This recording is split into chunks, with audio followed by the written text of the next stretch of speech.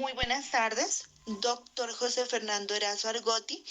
Nos permitimos presentar el siguiente video que contiene el esquema del delito conducta punible. Los integrantes del grupo son Lady Caterine Erazo Josa, Willy Van Armando Madroñero Igua, Natalia Vanessa Quiñones Mainguez, Valery Paulina Sánchez López y Erika Paola Urbina Tonguín. Muchas gracias. La conducta punible. Para que una conducta sea punible, esta debe ser típica, antijurídica y culpable. Esta tiene dos formas de ejecutar la conducta, que puede ser por acción y por omisión. La conducta puede ser por acción u omisión humana, consciente y voluntaria, que origina o produce un resultado antijurídico. Esta tiene dos elementos. Un elemento interno subjetivo, que es la voluntad del sujeto que realizó la acción, y un elemento exterior, que es el movimiento muscular exteriorizado, que quiere decir que es la realización como tal de la acción. La forma de ejecutar la conducta por omisión, el individuo se sustrae al cumplimiento del mandato de la norma. Esta puede ser una omisión propia, que es la simple omisión, perfecciona la conducta punible, y la omisión impropia, omisión por omisión, que es la conducta punible, se perfecciona por acción, pero excepcionalmente puede ser cometida por omisión. Esta tiene dos elementos. Una posición de garante, que es la persona debe incumplir el deber de intervención para hacer cesar o precaver el riesgo sobre un bien jurídico, y el deber objetivo de cuidado, cuando se tiene el deber de vigilancia sobre la fuente de riesgo o peligro. En este caso podría ser la policía, que tiene el deber de proteger al ciudadano. La conducta punible está compuesta por tres elementos. El primero es la tipicidad, que se encarga de anunciar la conducta prohibida, es decir, la descripción objetiva del hecho punible. En la tipicidad se encuentran elementos objetivos tales como: primero, sujeto activo. Es la persona natural que realiza o determina a otra a realizar la acción delictiva contenida en el tipo penal, es decir, el sujeto agente. Puede ser singular cuando esta conducta es realizada por una sola persona. Plural se refiere a cuando una persona realiza y concurre simultáneamente con varias personas. Simple, cuando no se exige ninguna calidad, condición o requisito, calificado o cualificado, cuando la calidad, condición o exigencia está explícita en el hecho punible. Segundo, sujeto pasivo. Es el titular del derecho que resulta vulnerado con la acción delictiva del sujeto. Puede ser genérico, donde el Estado es a quien le compete la garantía y tutela de los derechos de los ciudadanos.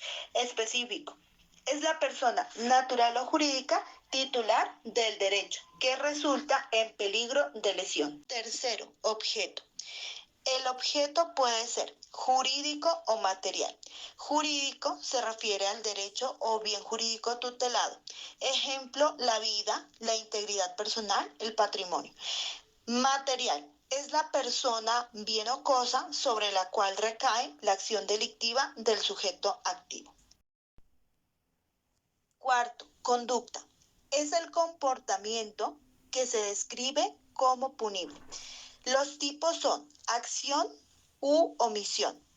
Para ello, se usan verbos encargados de regir la acción. Son los verbos rectores. Pueden ser un solo verbo rector o puede ser varios verbos rectores o conductas alternas. Quinto, resultado. Es la consecuencia jurídica o material de la conducta ejecutada por el sujeto activo. Puede ser física o material y se refiere a la conducta que produce lesión que conlleva un cambio en el mundo exterior, perceptible por los sentidos. jurídico o mera conducta, cuando el cambio no se da en el mundo exterior, porque solo una conducta delictiva se perfecciona en el tipo penal.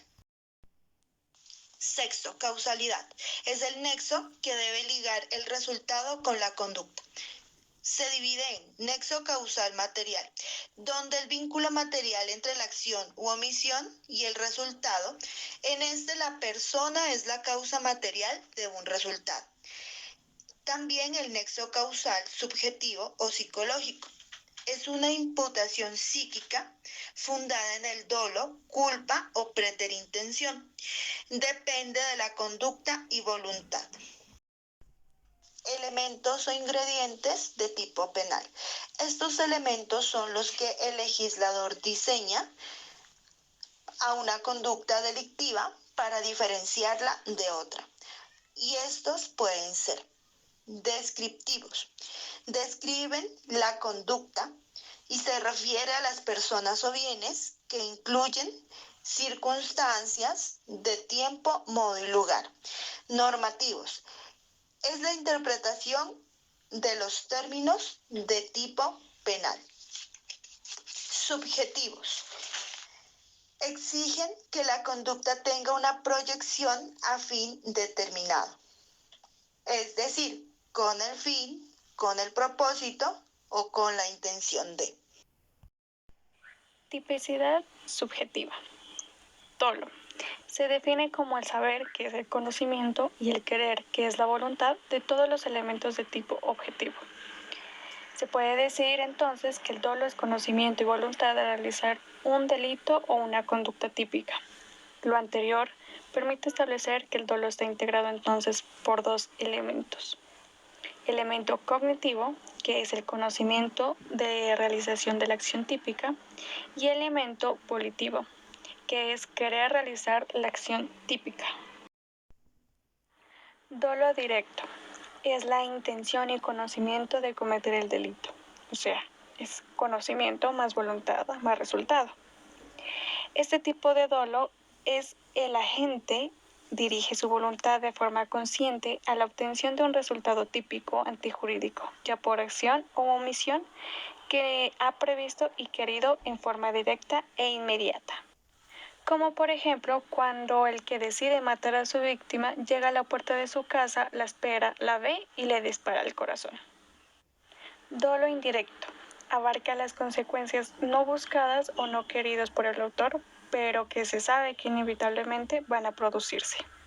El agente, cuando ejecuta un hecho ilícito, advierte o es capaz de entender que además del resultado que buscó generar, se producirán de manera inevitable otras consecuencias.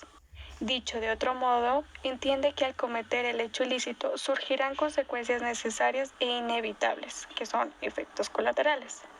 Como ocurre, por ejemplo, con aquel que decide matar a un funcionario colocando un explosivo en la carrocería del vehículo en el que viaja, con lo cual también asesinaría al chofer y a otro acompañante. Dolo eventual. El sujeto que ve el resultado solo como probable, pero lo acepta para el caso que se produzca, o sea, deja el resultado al azar.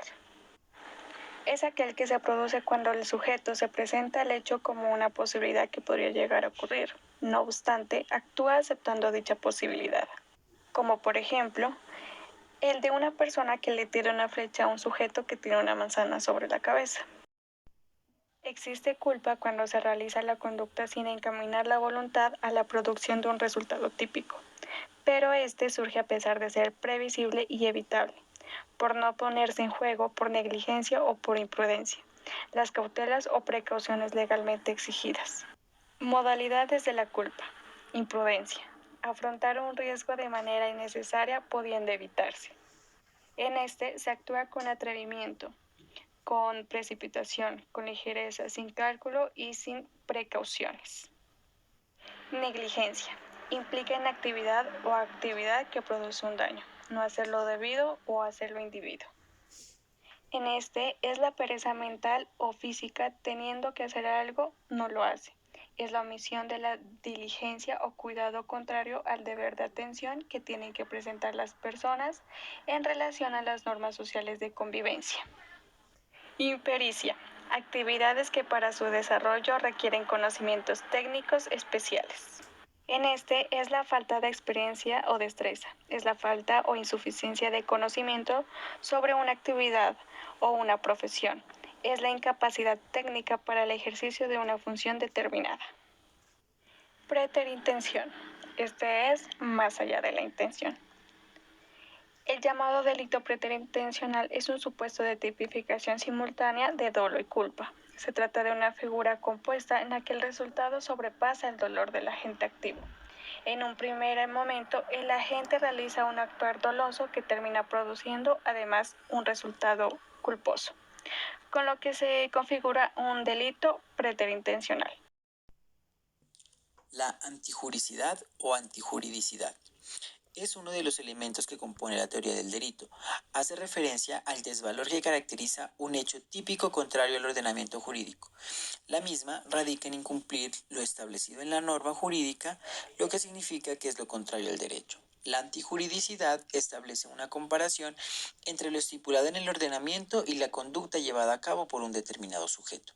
Se puede inferir que es el resultado del tipo penal objetivo más la carga valorativa. Es decir, que la tipicidad no es un elemento independiente de la antijuridicidad, debido a que es uno de sus requisitos. Dentro de la antijuridicidad encontramos que esta es de manera formal y de manera material.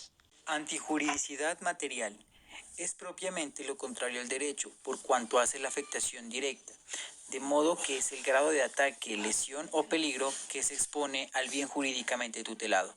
Es decir, es la contrariedad con el ordenamiento jurídico considerado en su totalidad. Antijuridicidad formal ocurre por la interpretación típica objetiva.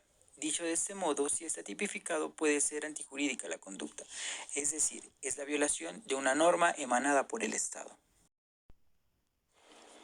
La culpabilidad es uno de los elementos fundamentales de la responsabilidad penal. Se refiere a la capacidad de una persona para entender y aceptar las consecuencias de sus acciones delictivas. En el sistema penal colombiano se establece que una persona solo puede ser considerada culpable de un delito si se demuestra que actuó de manera voluntaria y consciente, con pleno conocimiento de que su conducta era ilegal y de que podía causar daño o perjuicio a otra persona o a la sociedad en general. De ese se derivan tres aspectos muy importantes. El primero es la capacidad cognitiva. La persona debe tener la capacidad mental para entender la naturaleza y las consecuencias de sus actos. El siguiente es la capacidad volitiva.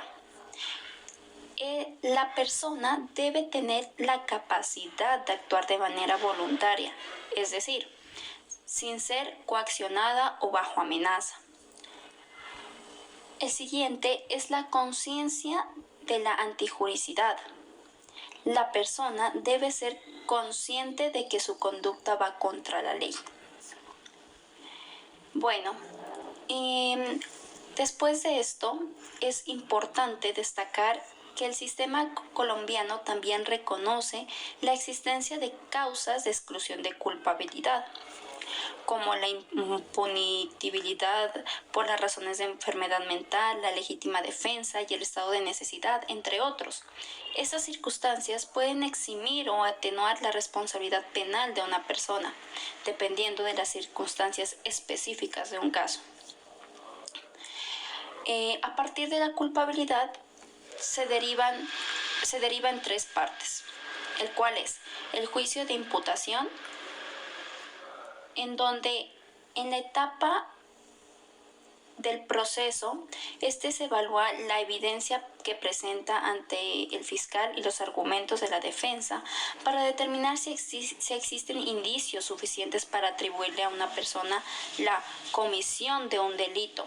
Esta etapa es llevada a cabo por un juez de control de garantías y no implica ningún pronunciamiento definitivo sobre la culpabilidad del imputado, sino sirve como base de decidir si el caso va a avanzar a juicio o no. El siguiente es el conocimiento de la antijuricidad. el cual se refiere a la capacidad de una persona para entender y comprender que su conducta es contraria a la ley. Este concepto es fundamental para determinar la culpabilidad penal de un individuo y se evalúa la relación con la capacidad cognitiva del imputado y su conocimiento efectivo de la ilicitud y su acción. En el juicio también está una parte muy importante, el cual es el juicio de exigibilidad. Este es como la tercera parte, que se basa en una evaluación objetiva y subjetiva de las circunstancias. Desde la perspectiva objetiva, se evalúa si una persona razonable, prudente, diligente, en las mismas circunstancias que habría actuado de manera diferente. Desde una perspectiva subjetiva, se analiza si el imputado tenía la capacidad real y efectiva de actuar de manera distinta en esas circunstancias específicas. En el sistema penal colombiano no existe un concepto específico de juicio de exigibilidad. Sin embargo, se utilizan conceptos como conocimiento de antijuricidad y capacidad de la culpabilidad para evaluar la responsabilidad penal de las personas. Además, también se reconocen las circunstancias que pueden afectar la exigibilidad de la conducta y llevar así una exclusión o atenuación de la responsabilidad penal. Muchas gracias.